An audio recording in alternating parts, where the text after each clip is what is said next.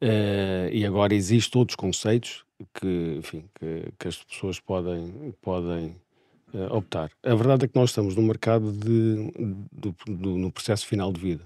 A verdade é que a funerária e a Serra-Luz está no antes do acontecimento, quando o acontecimento realmente ocorre, e quando o evento ocorre, e depois foi todo mais um conjunto de serviços que se proporciona a seguir. Antes estás a dizer tipo a prevenção, não é? É dizer, quando isto acontecer, se estar preparado. É A isso que estávamos a falar. preparação. A Ok. preparação na área que tem a ver com a gestão do luto, que eu muitas vezes estou a sofrê-lo antes da coisa acontecer, Hum.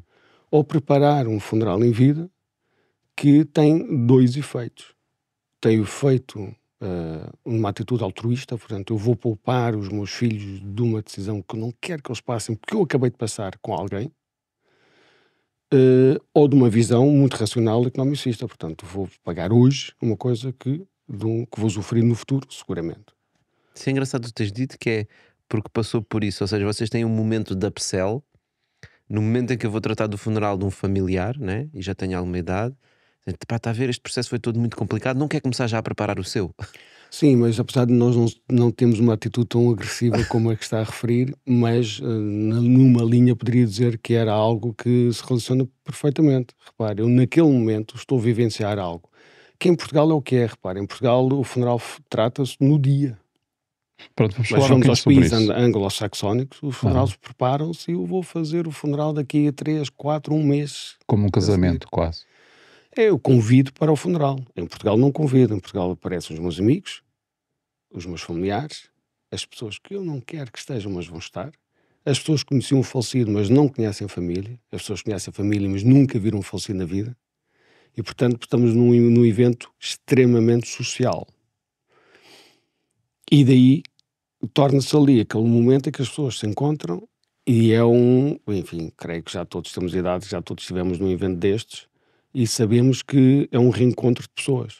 Eu vou lá para prestar homenagem a alguém e depois estou a conviver e numa partilha da dor, é verdade, mas depois numa partilha da vida naquele momento. E isso torna-se um evento social extremamente interessante nas nossas vidas. E é um momento único, irrepetível dos poucos. Porquê que é tão diferente em Portugal de outros países, por exemplo, como no Inglaterra? Isso tem muito a ver com a cultura e com a igreja. Acho que há outros países onde ainda é mais diferente. Vamos aos latinos. Portugal, Espanha, Itália já não é igual, mas já se assemelha, que tem muito a ver com a nossa crença, com a nossa herança cristã do sofrer naquele momento. Portanto, o funeral é um momento de sofrimento, não é? Há povos onde é um momento de alegria, não é? Momento Que de eles festa, festejam. não é? E, por exemplo, já agora, os cristãos ortodoxos, que eu conheço, já assisti a alguns funerais deles, portanto, aí o funeral é completamente diferente. De facto, as pessoas Qual é a juntam-se, diferença? mas o mais importante no funeral não é o momento do funeral, é o pós-funeral, em que as pessoas se juntam em casa da família, se juntam todos e tomam uma refeição juntos.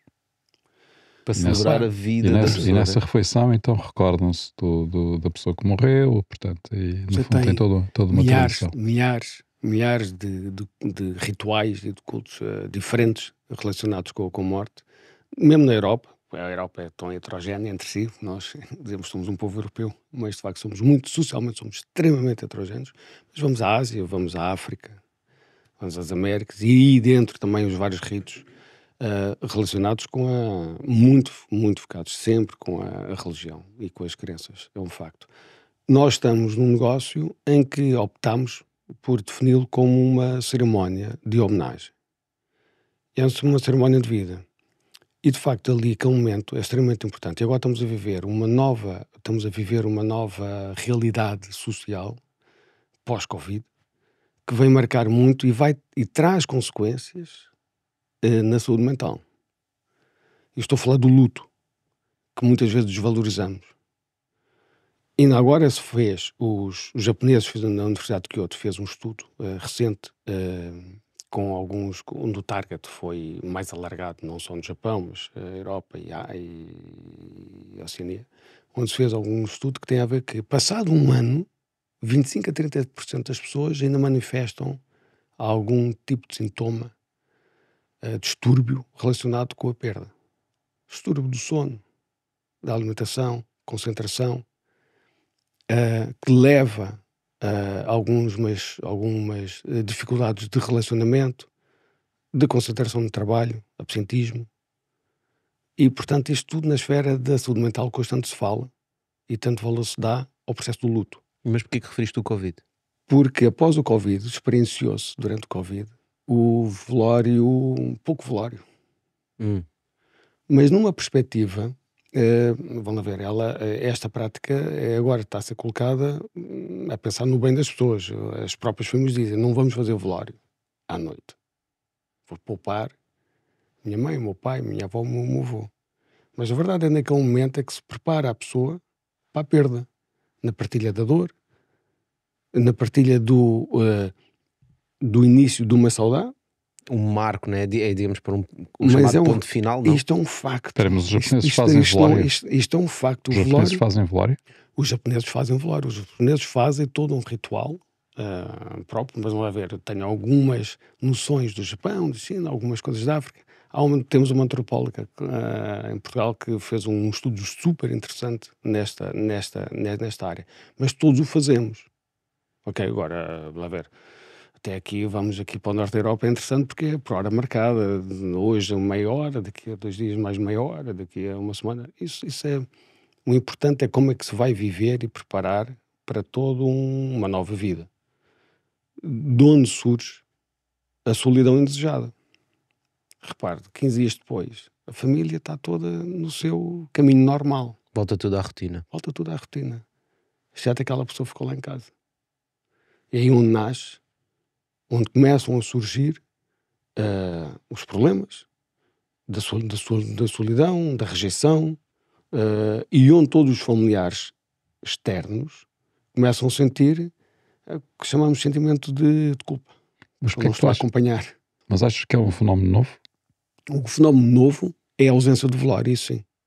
Uhum. E repare, Mas não é só para reparar, há um fenómeno novo também que é a estrutura social que nós temos agora nas várias famílias, não é? Porque antigamente os avós, os filhos, os netos viviam todos na mesma casa ou na mesma zona, não é? Claro. E depois quando havia o sentimento de perda, tinhas lá os filhos, tinhas lá os Muito bem. netos. E agora Muito não. bem. E aí, e falamos quando estavas a dizer da refeição lá em casa e toda a gente se reúne, ainda acontece muito pelo interior deste país. Okay? O que é que se passa? Com esta dispersão e esta fragmentação, e agora já não trabalhamos à beira de casa, quer dizer, já não, trabalhamos a alguns quilómetros ou milhares deles, faz com que haja esta desagregação. Já não fazemos velórios em casa. A minha avó fazia velórios em casa. E eu estou aqui há já alguns anos, mas não há tantos. E o que é que faz? Daí nasce outra vez a necessidade da agência funerária, e voltamos à Servolusa, tudo o que o trabalho tem feito foi trazer condições para que as pessoas possam ter esta despedida nas condições, enfim, a nosso entender que se exige, e que os nossos clientes felizmente têm dito que sim, que aquilo é o que está correto, que é o conceito do centro funerário. Eu já não vou reunir-me numa igreja ou numa capela, seja da igreja ou numa junta de freguesia, no meio da cidade, impossível de estacionar, fria, sem condições, e amanhã vou ter que fazer um cortejo fúnebre pela cidade, de onde o primeiro carro sabe que é um funeral, 3 carros atrás já ninguém sabe o que é que se passa, toda a gente buzina. E, portanto, há aqui todo um desconforto. Chegamos ao cemitério, ao destino final, ao crematório, metade da família ainda não chegou, temos que esperar. Tudo isto são entropias numa coisa que deve ser tão mais tranquila. Então criamos, de facto, o centro funerário, que é um espaço onde é quase uma loja de cidadão. Vamos lá ver, se quiser comparar mas é algo com serviços integrados, de me permite ter, repare, quantas vezes nós vemos familiares, vão a um velório, mas já um do casal tem que ficar em casa, porque tem um menino pequeno. E há sempre a dúvida. Os meninos devem ir aos funerais, as crianças? Isso é uma discussão, enfim, tem resposta. Podem não ser, não há respostas. Qual é a resposta? A resposta é sim. Eu não vou responder se é sim ou se não, porque depende muito da crença daquela pessoa, daquela família. O evitar, tem havido provas que não é o melhor. Porque depois também há a pergunta, né? E então o que é que aconteceu? Ora bem, e apresentar muitas vezes as explicações do porquê, naquele momento, gera outro nível de preocupações, não é naquele momento que se explica. Na verdade, nós não explicamos estas coisas em casa. Nós não formamos os médicos para comunicar a morte a alguém. Mas voltando ao centro funerário, o centro funerário de facto é um local onde eu posso ter um espaço para as crianças estarem sem ser num ambiente tétrico. Tenho um serviço onde possa ter um café, um chá, algo onde não tenha que sair à rua porque está tudo fechado. E vocês inovaram nessa questão do centro funerário? Nós mudámos completamente no centro funerário. Isso não existia antes, é isso? Não existia antes. Ok, foi um conceito que vocês desenvolveram pensando nesta questão toda do processo que é o velório ou levar até ao funeral, ou seja o que for.